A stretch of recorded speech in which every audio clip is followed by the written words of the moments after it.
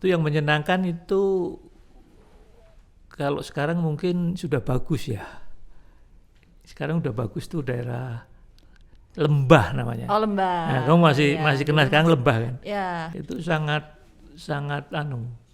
fenomenal karena saya menemukan cinta saya di situ. Wah, ini nih kayaknya nih menarik juga ini. Wah, gimana Pak itu?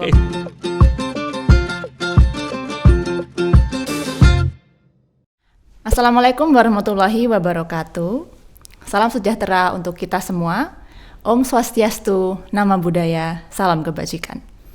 Bertemu lagi dengan saya Azelia Almasyafira di Bincang Alumni. Kali ini kita sudah bersama dengan salah satu alumni UGM yang sangat inspiratif, yaitu Bapak Antonius Widodo, yaitu sebagai Direktur Bank BCA. Nah, di sini kita akan berbincang secara santai ya, Bapak. Jadi di sini kita akan saling sharing karena kebetulan jurusannya sama ya, Pak ya, untuk alumninya. Sama. Jadi untuk Pak Antonius Widodo ini sendiri merupakan alumni dari jurusan manajemen Fakultas Ekonomika dan Bisnis Universitas Gadjah Mada. Nah, di sini perjalanan karir dari Pak Antonius Widodo sendiri sudah sangat panjang, lebih dari 30 tahun di sektor perbankan, yaitu di BCA. Nah, di sini kita akan mengulik ya, bagaimana sih kok bisa ya Pak Antonius Widodo ini bisa memiliki karir yang sangat cemerlang, tapi juga stay di perusahaan yang sama dan akhirnya bisa menjabat sebagai direktur di Bank BCA. Baik, mungkin kita mulai saja nggak Pak ya? Jadi monggo. Bapak ini kan orang Klaten katanya Pak ya? Clayton. Tapi katanya juga Klaten agak jauh ya Pak, Klaten Coret. Klaten Coret ya. 13 kilo dari Klaten. Iya. Bisa mungkin diceritakan Pak, kok bisa ya kemudian masuk UGM dan akhirnya bisa melanglang buana sampai ke ibu kota, ke Bank BCA seperti itu Pak. Iya, jadi memang saya orang kampung ya, 13 kilo dari kota Klaten, itu tepatnya di Kecamatan Bayat, Desa Paseban. Di sana ada satu makam yang cukup ramai dikunjungi untuk ziarah, itu makam Sunan Pandenaran. Nah, pertanyaannya kenapa saya dari kampung kemudian ke UGM, tapi kan nggak tiba-tiba ke UGM ya. Saya harus sekolah dulu dari SD, SMP, SMA. SD, SMP saya di Klaten, di Bayat. Ya. SMA saya baru ke Jogja. Ya. Nah, gimana Pak itu dulu? Nah, kebetulan SMA saya itu dari kelas 1 sampai kelas 3 itu ceweknya cuma satu. Oh iya. Itu Mbok Bon. Ibu tukang kebon yang jualan makanan. Jadi semuanya mulai dari guru, murid, yaitu semuanya laki-laki. Nama SMA-nya namanya SMA Kolese de Brito. Di seberang IAIN Sunan Kalijogo. Nah, kemudian lulus saya masuk UGM di Fakultas Ekonomi, jurusan perusahaan yang kemudian beralih nama menjadi jurusan manajemen. Dulu masih namanya ekonomi perusahaan ya Pak namanya ya? Masih ekonomi perusahaan. Iya. Tahun 82 saya masuk. Wah, tahun 82 ya. Ya memang beda ya kalau dibandingkan sama zaman Sheila di kuliah ya, yang baru masuk 2016 ya. Oh ya, apa tuh Pak bedanya mungkin? Yang Gen Z ini penasaran apa sih Pak bedanya UGM dulu dan sekarang gitu? Pertama tempat kuliahnya. Tempat kuliahnya kan di Gedung Pusat itu. Di Balerung ya. Itu kan tempat kuliah, bangku kuliah ya. Itu masih yang lama, itu yang masih kalau duduk suka digigitin binatang gitu, apa itu? Oh iya. Kepinting atau apa namanya, itu tinggi kalau orang Jawa bilang. Jadi udah ujian soalnya susah digigitin itu. Jadi makanya nilainya jelek-jelek. Faktor ini ya, environment, lingkungan belajar. Tapi itu menurut saya mengasihkan pada waktu itu ya. Kalau dibandingkan dengan sekarang kan beda. Dosennya juga masih pakai kapur gitu, jadi kapur. Jadi ya kita membantu menghapus juga. Kalau kapur kan harus dihapus dulu baru bisa ditulis lagi gitu. Terus mengerjakan tugasnya gimana Pak? Kan dulu belum ada masih ngetik. Semuanya masih manual ya. Jadi kalau kuliah ya dicatat. Tapi nanti kalau skripsi ya cetak itu. Mesin ketik. Dan saya ngetik sendiri. ngetik sendiri. Jadi ya kadang namanya ngetik sendiri kan suka salah. Pasti lagi. Diulangi lagi Pak ya kalau salah. Iya, ya, ulang ya. lagi Pak, nggak lah, bisa langsung gitu, di delete gitu. Iya. Dulu juga tip action juga waktu itu belum ada deh, setahu saya tip X yang ini ya. Iya. Tip X-nya masih yang pakai itu, pakai kertas itu. Oh. Ya jadi, Iya. ya beda lah. Itulah yang namanya apa namanya perkembangan, perubahan, dan itu bagus ya. Iya. Dan Kemudian, cuman gini, kalau tidak ada pada waktu itu kan tidak ada sekarang. Nah, jadi saya mensyukuri meskipun kuliahnya infrastrukturnya masih seperti itu, tapi UGM ini bisa memberikan nilai-nilai yang sangat bagus ya untuk mahasiswanya. Integritas, etika, humble ya, rendah hati gitu-gitu. Memang kalau bicara yang apa ya, nostalgia waktu itu gitu ya, itu yang menyenangkan itu kalau sekarang mungkin sudah bagus ya. Sekarang udah bagus tuh daerah Lembah namanya. Oh, Lembah. Nah, kamu masih kenal sekarang Lembah kan? Ya. Bayangkan pada sekarang waktu sudah jadi Wisdempak juga Wah, Pak. Wisdempak. Itu Dulu namanya Lembah. Iya. Itu sangat fenomenal karena saya menemukan cinta saya di situ. Wah, ini nih kayaknya nih menarik juga ini. Wah, gimana Pak itu waktu Istri itu? saya kan dari Sospol. Oh, begitu. Sospol dia sebelahan dong Pak ya sebenarnya tetanggaannya. Ya, tapi dia di bawah saya 4 tahun ya. Jadi masih bisa Wah, saya. cinta bersemi di UGM Ya, ceritanya Pak. Oke. Jadi itu ya yang nggak terlupakan lah. Ya, gitu. jadi banyak ya Pak sebenarnya berarti memori-memori yang banyak. Wah, tidak terlupakan. Banyak. Ya. Kemudian gimana Pak? Bagaimana nilai-nilai yang kemudian Pak Widodo dapatkan sebagai mahasiswa dan alumni UGM itu bisa membawa Bapak menjadi seperti sekarang? Ya, jadi pertama kan setelah lulus itu kan waktu itu lulusnya juga nggak sendiri kan, bareng teman-teman juga banyak kan. Tapi waktu itu saya juga heran ya kenapa saya milihnya berbeda dengan mereka gitu. Saya memilih jalur yang berbeda yaitu ke BCA gitu, dan itu menjadi company saya pertama dan sampai hari ini. Oh gitu. iya. Itu memang bagaimana Pak kalau dulu kan BCA mungkin sekarang memang menjadi one of the top companies pilihan mahasiswa. Kalau misalnya zaman Bapak, saya bisa paham sih kenapa teman-teman saya pada waktu itu memilih yang lain, dalam hal ini bank-bank pemerintah ya. Oh, yeah. Karena bank BCA kan bank swasta, relatif juga masih kecil pada waktu itu ya. Ya sudah, kita kalau sudah punya pilihan itu harus konsisten dan persisten gitu. Oh, iya. Jadi ya sudah, itu pilihan kok. Bagaimana kita terus konsisten dengan pilihan itu. Yeah. Dan kemudian ya persisten juga gitu, nggak boleh cepat. Oh, di sana ada temen yang ini nih ya. Karena mungkin yang anak muda banyak yang merasa seperti itu kan mungkin Pak ya. Jadi persistensi itu kan sesuatu yang harus dipupuk juga ya Pak ya. Dan Bapak berhasil akhirnya stay di satu tempat gitu ya. Kemudian akhirnya bisa naik tangga perlahan-perlahan hingga akhirnya sekarang mencapai top of the game di dalam BCA gitu Pak. Nah, mungkin ada tips dan trik gitu Pak. Gimana sih supaya kita itu anak muda punya mentality yang tidak gampang kemudian menyerah atau kutu loncat mungkin ya Pak ya, kayak gampang pindah karena hal-hal yang mungkin tidak terlalu besar gitu Pak. Mungkin gimana? Iya, jadi di satu sisi sebetulnya untuk anak-anak muda ya, Gen Z itu saya juga kadang bisa memahami juga ya, karena memang dunianya sudah beda. Tapi yang namanya values menurut saya itu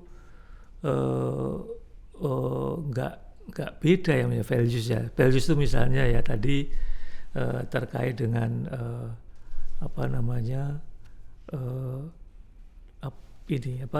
daya tahan kita, daya tahan kita dalam menghadapi satu permasalahan gitu ya. Itu ya kita mesti harus maju tak gentar ya. Solusi pasti nanti ada.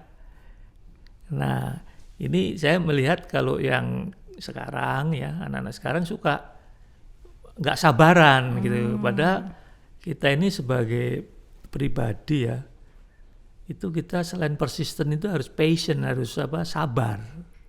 Sabar, karena nanti ada solusi, pasti ada solusi. Solusi itu nggak datang serta-merta, tapi bisa juga besok, bisa juga lusa, bisa juga minggu depan gitu. Tapi itu selalu ada solusi itu, dan perjalanan saya itu membuktikan bahwa memang solusi itu pasti ada, asal kita tadi patient and persistent gitu. Nah itu makanya kalau saya ya katakanlah sampai seperti hari ini bisa menjadi direktur di BCA itu karena tadi menapaki anak tangga gitu. Hanya memang dalam kita bekerja ya itu kan kita ini kan harus bisa begini, bisa artinya ke bawah bisa, ke atas bisa, ke samping juga bisa. Ke kolega itu jangan kemudian kolega itu dianggap murni pesaing, mereka juga banyak berkontribusi untuk menambah kontribusi kita. Anak buah itu juga kalau tanpa anak buah kita hasil kerja kan juga nggak bisa ini ya.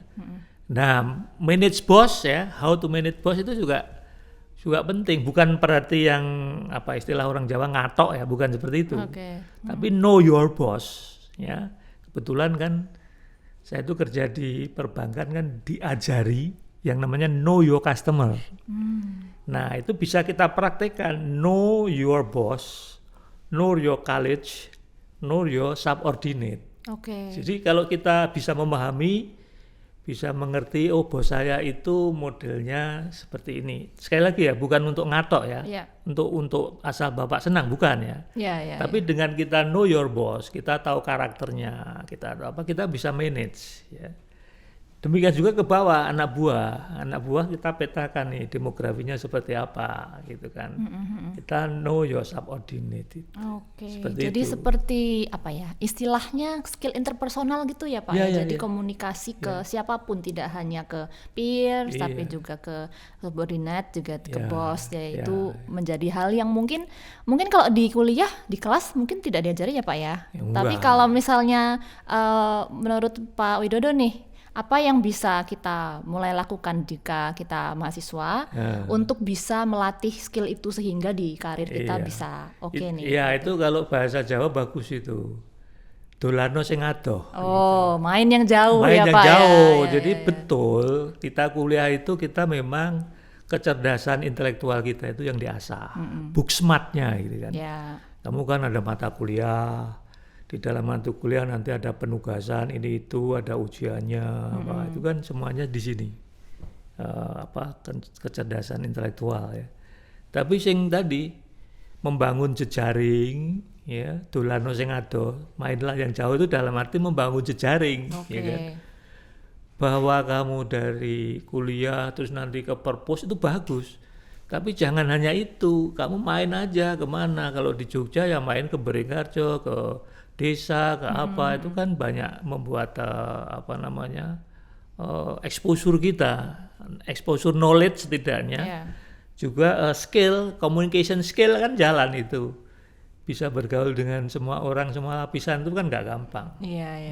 Betul. Nah itu kalau menurut saya, makanya saya sering ngobrol sama teman-teman yang kan teman-teman saya banyak yang udah jadi profesor itu loh. Ya pantesan kamu profesor karena kamu dari rumah kuliah perpus gitu kan. Nah, ya terus terang saya itu bukan mahasiswa yang pinter dalam pengertian book smart ya, IP yang itu yang cemerlang gitu ya. Cuman memang saya lulusnya relatif cepat ya, pas targetnya 5 tahun kurang saya udah lulus, tapi in term of intellectual quotient-nya itu saya nggak ini. Cuman memang waktu itu saya itu kalau ini saya rumah kuliah main. Mainnya kemana dulu Pak? Kalau misalnya Beringharjo, Pasar Kelitian gitu-gitu. Jadi melihat dan ngobrol dengan orang-orang di sana gitu. Ya Pak ya. Iya. Jadi tidak belajar hanya dari kelas atau buku, tapi juga dari lingkungan sekitar. Itu yang namanya ya, street smart tadi yang saya bilang. Betul. Ibaratnya ketemu tukang becak ya bisa ngobrol sesuai dengan ininya mereka. Ketemu mbok-mbok bagus juga bisa. Ya jadi karena itu nanti akan menentukan kita ke depannya ya. Kalau kita hanya mengasah terus-menerus kecerdasan intelektual kita itu, saya tidak mengatakan ini jelek ya, ini bagus. Tapi ya apa ya, nggak jadi orang. Nggak jadi orang. Siap. Ya, terus ini Pak, kalau menurut Pak Widodo, pengalaman apa atau hal apa yang paling membanggakan buat Bapak di dalam hidup Bapak? Membanggakan. Iya. Ini saya bisa saya bisa menjalankan peran saya sebagai orang tua ya. Artinya saya bisa mendidik anak, ya, mengantarkan anak sampai kemudian lulus sekolah perguruan tinggi, sampai mereka bekerja dan sampai mengawinkan ya. Jadi fungsi saya sudah selesai sebenarnya, karena saya sudah mengawinkan anak saya dua-duanya, kemudian mereka sudah memberi saya cucu. Wah, itu saya kebanggaan saya ya sudah di situ yang paling ini ya. Jadi artinya kan kita diberi tugas nih ceritanya, kamu ya kalau sudah kemudian kawin punya anak kan, bagaimana peran tugas orang tua untuk mendidik, mengantarkan anak bisa hidup sendiri. Baik. Nah itu yang ya sudah, setelah itu saya udah nggak cawe-cawe. Kalau mereka datang minta nasihat ya kasih nasihat gitu kan. Iya. Karena itu saya ada itu Khalil Gibran itu kan, saya menginspirasi sekali ke diri saya bahwa benar dia itu anakmu tapi bukan milikmu gitu. Ya karena sadar itu ya sudah, dia menjadi anak itu sampai dengan kawin, sampai dengan itu anak. Tapi begitu dia kawin, dia bukan milikmu lagi. Silakan cari jalan sendiri. Yang penting kita kasih tunjuk jalannya. Jalan yang benar ya. Ya siap. Jadi memang peran Bapak juga tidak hanya sebagai seseorang profesional, tapi Bapak juga merasa punya kebanggaan dari kehidupan sebagai seorang ayah ya Pak ya. Karena gini, yang profesional itu yang jauh lebih ini banyak, yang jauh lebih lebih wow dari saya kan banyak itu. Udah wow sekali nih Pak Widodo nih. Jadi makanya kebanggaan saya bukan di sini, bukan saya sebagai direktur BCA ini, tapi saya bisa menjalankan peran dan tugas sebagai orang tua. Ya, karena juga tidak mudah ya Pak ya. Itu gampang. Iya. Ya gampang. Baik. Itu ya. Wah. Tapi ini mohon maaf ya Pak ya. Tapi kalau mungkin menurut Pak Widodo, apa kegagalan dalam hidup yang paling bermakna buat Bapak dan apa yang Bapak dapatkan dari situ? Kegagalan ya. Iya. Waduh.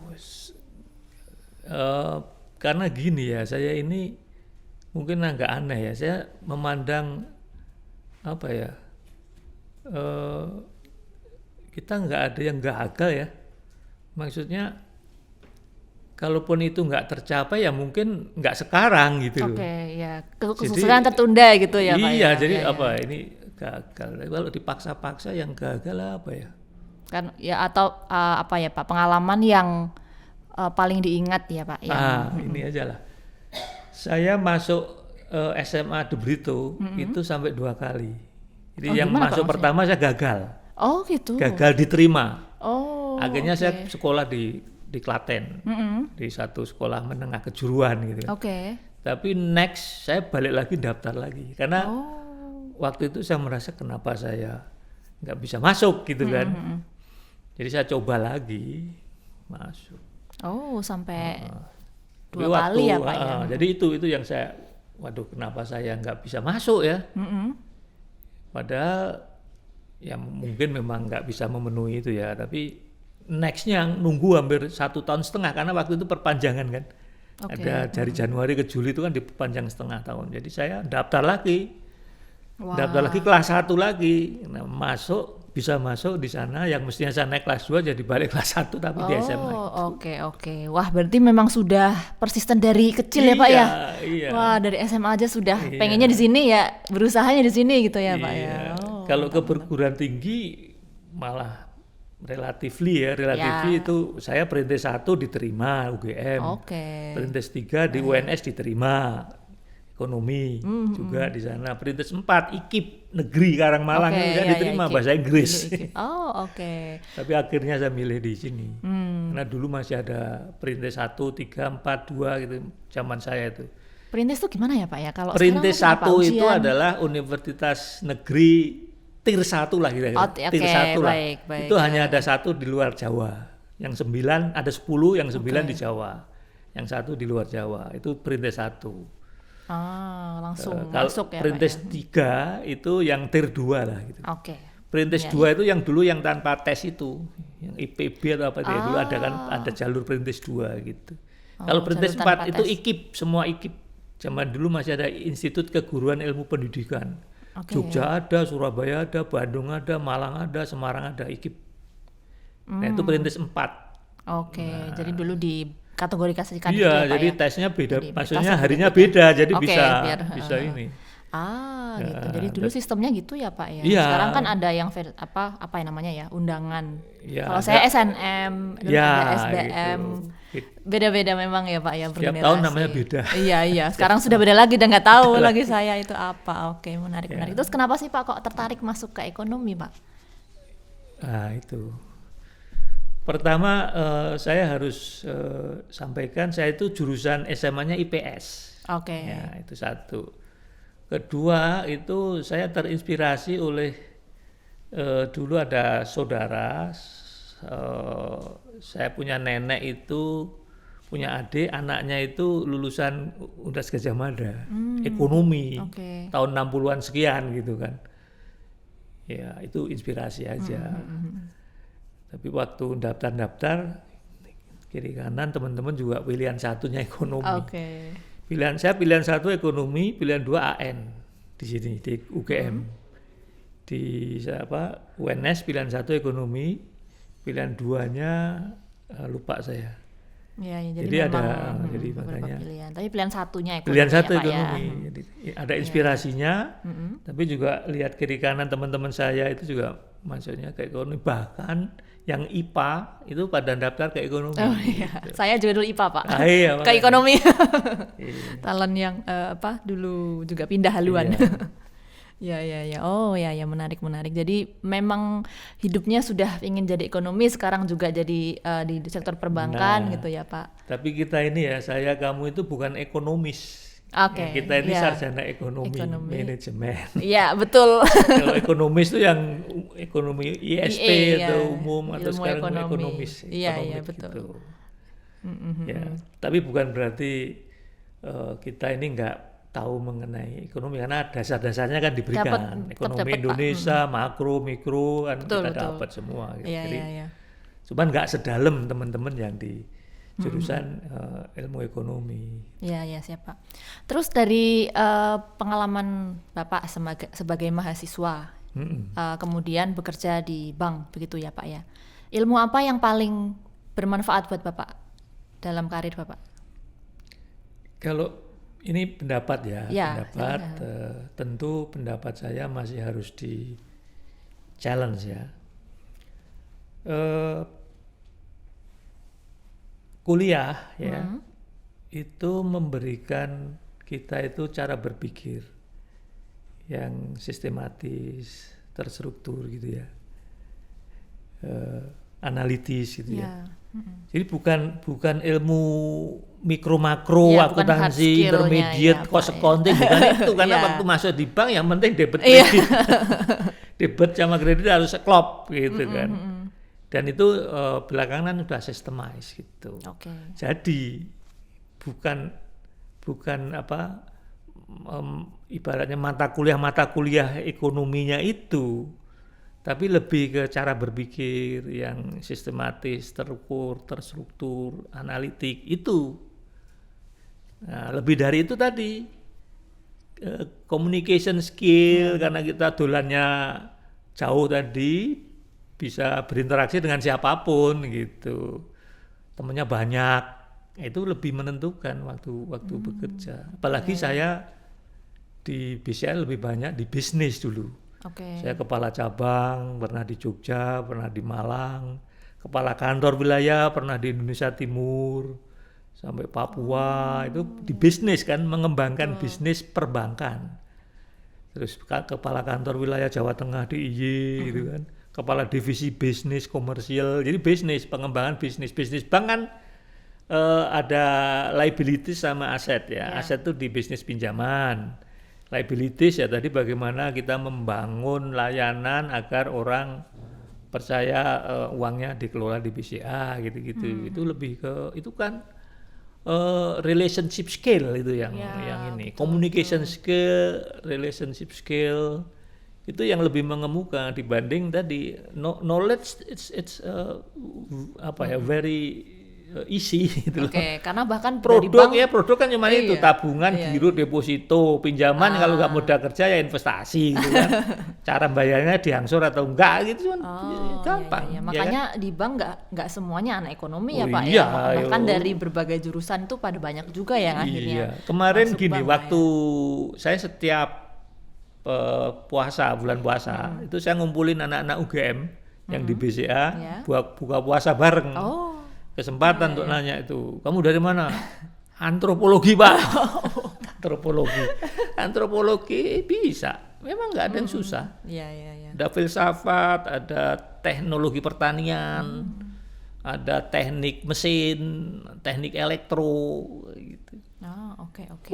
Nothing to do dengan kita dari jurusan apa kalau udah masuk. Yang penting tes masuknya ini yang perlu dipersiapkan karena ini nggak gampang. Bersaing dan memang sulit. Tahapan tesnya juga panjang itu. Kalau udah bisa masuk gampang. Itu tadi. Nah, ngomongin tentang tadi mencari pekerjaan tadi ya Pak ya, maksudnya tes juga di BCA kan BCA juga termasuk employer yang cukup kompetitif ya Pak ya. Di dunia sekarang juga dunia kerja semakin kompetitif. Apakah ada tips Pak atau nasihat ya untuk mungkin para alumni UGM di sini untuk menghadapi dunia kerja yang semakin kompetitif sekarang ini Pak? Pertama ya tapi itu mungkin sekarang sudah enggak ya. Waktu zaman saya itu memang alumni kita ini kurang pede, tapi itu zaman saya. Tapi sekarang udah enggak. Saya melihatnya anak-anak sekarang sudah percaya dirinya kuat bahwa saya lulusan dari UGM gitu ya, percaya dirinya kuat. Artinya yang perlu dipersiapkan menurut saya ya tadi bagaimana kita bisa bersaing lolos dari rekrutmen tadi. Terus caranya gimana ya Pak ya? Ya pertama semua kembali ke dirinya sendiri. Jadi ya harus dipersiapkan. Setahu saya kalau psikotes itu ya kita jangan tidur malam-malam kan gitu kan.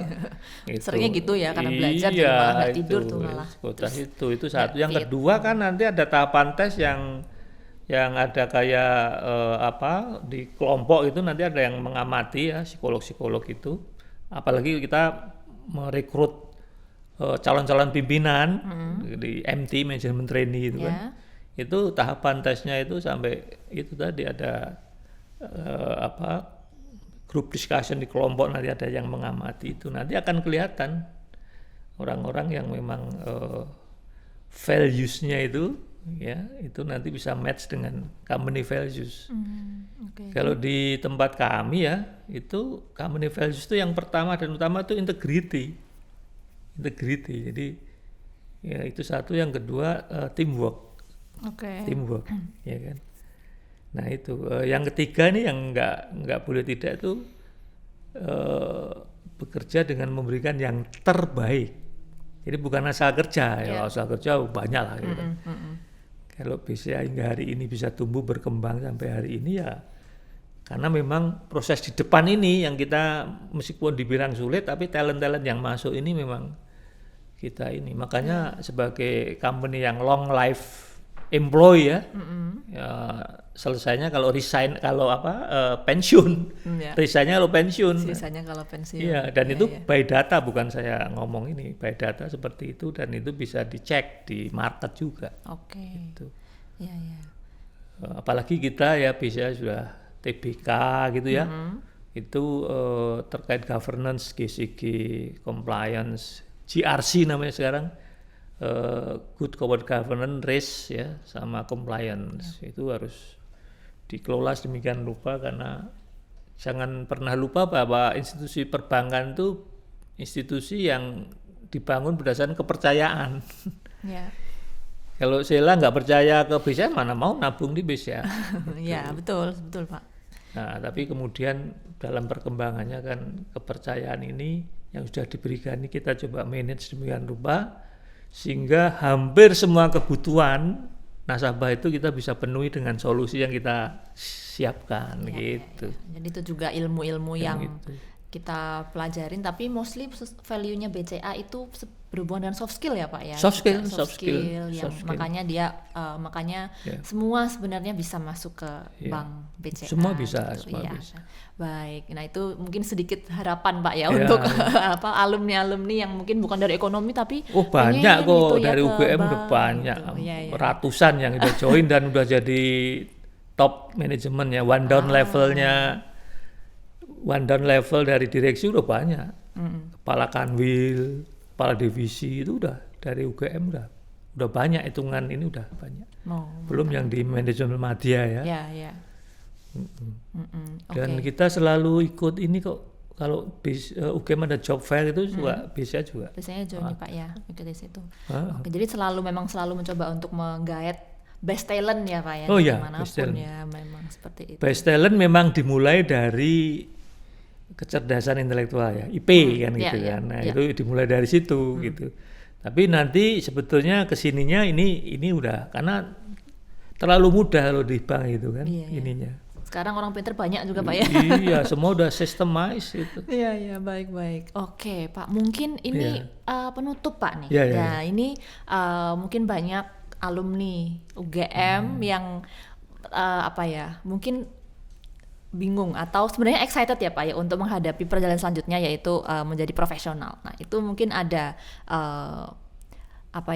quote atau saran dari Bapak gimana bagaimana untuk mempersiapkan untuk menjadi seorang best talent tapi yang juga memiliki integritas begitu Pak. Begini ya. Pertama gini dulu lah, selesaikan kuliahnya dulu lah. Ya, siap itu. Tentu dengan tadi ya, karena kalau masuk ke bursa kerja, ke pekerjaan formal, saya garis bawahi ya, ke pekerjaan formal, bursa kerja, itu saringan pertamanya itu di kecerdasan intelektual, IPK-nya. Ya, nanti syaratnya ini di atas 3 atau di atas 3,5, di bawah 3 udah jangan harap lah. Ya kan? Ya itu nanti masih ada ininya lagi. Nah itu jadi selesaikan sekolahnya dengan IPK yang bagus supaya bisa menembus seleksi dokumen persyaratan dulu gitu. Nah kemudian tentu saja tadi untuk bisa onboarding kan melalui tahapan-tahapan tes, yaitu dipersiapkan. Tapi saya yakin teman-teman dari UGM itu sudah sangat siap lah, karena udah banyak buktinya gitu. Nah ini yang mungkin ini bukan kritik ya, tetapi saya menengarai university itu banyak mengarahkan alumni lulusannya itu ke pekerjaan formal. Ya. Padahal ya dari kacamata ekonomi itu kalau lulusan itu kemudian berani masuk menjadi wirausahawan, itu create job, itu ekonomi. Ya. Ekonomi yang tadinya orang nganggur bisa ikut bekerja. Nah ini saya menengarai memang university itu tidak mendorong lulusannya untuk create job. tapi kamu cari kerja. Look for Gitu. job, ya. Nah ini yang bagi Ya, saya ya, ini masukan-masukan lah. Create job itu nggak kalah gengsinya, nggak kalah topnya. Itu justru in term of economic, ya, ekonomi Indonesia ini yang bagus, yang create job. Oke. Ya mudah-mudahan ini bisa menjadi masukan ya, sehingga dari dulu kan yang namanya link and match, ya, link and match antara perguruan tinggi dengan dunia usaha, dunia kerja itu kan namanya, tapi Ya. match-nya belum terjadi. Oke. Gitu. Jadi kalau dari sisi mahasiswa bagaimana ya Pak kalau misalnya kita mau mematchkan diri kita dengan perusahaan yang tepat gitu Pak? Gini, sekali lagi sekolah penting. Bahwa kemudian Anda setelah sekolah punya passion, Pak saya mau bisnis sendiri, go it. Gitu. Lakukan, oke, do it siap. gitu. Ya. Jangan ketakutan dulu ya Pak ya. Iya, Sebenarnya ya. gitu. Oke. Do it. Ya, justru itu yang perlu didorong juga supaya ada creating the job gitu. Oke. Gitu. Jadi sebenarnya tidak harus melulu look for jobs, tapi Yes. bisa create jobs Yes. sebenarnya mungkin lebih baik ya Pak ya. itu. Baik, siap. Itu Jadi pekerjaan yang nggak gampang juga sih. betul. Ya, jadi Looking for job, banyak ya. becoming create job. Wah. Siap. Nah, itu menjadi tagline juga Pak ya. Mungkin UGM bisa mengembangkan itu karena Iya. karena banyak juga pengalaman atau istilahnya akses yang diberikan melalui universitas untuk menjadi seorang wira swasta gitu ya Pak ya. Walaupun kita harus tetap punya niat yang cukup besar untuk bisa create Ya, jobs. perlu dukungan sebetulnya. Ya. Saya bisa ngomong karena saya mendukung anak saya juga create job. Wah, gitu. dukungannya berarti sudah bagus Pak, support sistemnya Iya, ya Pak ya. support dan ya udah sampai alhamdulillah sampai hari ini bisnisnya masih jalan baik ya. Di tengah Covid ya memang ya begini, tapi ya ini udah mulai recovery gitu. Iya. Ya itu perlu dukungan, support juga. Support. Ya, betul. Dan juga tadi berarti butuh passion dan persisten juga ya Pak ya, karena di semua pekerjaan ternyata butuh itu. Itu lebih-lebih kalau jadi wirausahawan ya. Wah, itu persistensinya itu harus betul-betul tinggi. Harus resilient mental baja, gitu. Pak ya. Agile, resilient. Ya, wah semua hal-hal yang berbau tahan banting harus punya semua ya Pak punya. ya. Oke, baik. Terima kasih banyak Pak Antonius Widodo. Terima kasih banyak Pak. Terima kasih juga teman-teman semua telah mendengarkan banyak sekali cerita inspiratif dari Pak Antonius Widodo. Terima kasih banyak Bapak telah sharing untuk di sini. Semoga bisa menginspirasi teman-teman semua, tidak hanya jika teman-teman pengen ke bank atau menjadi karyawan, tapi mungkin menginspirasi juga bahwa karir atau jalan setelah lulus itu ada beribu ya Pak ya, bahkan jutaan, bisa menjadi wira swasta dan sebagainya. Baik, kalau begitu kami berdua izin pamit undur diri. Alumni UGM, stay in touch and be well connected.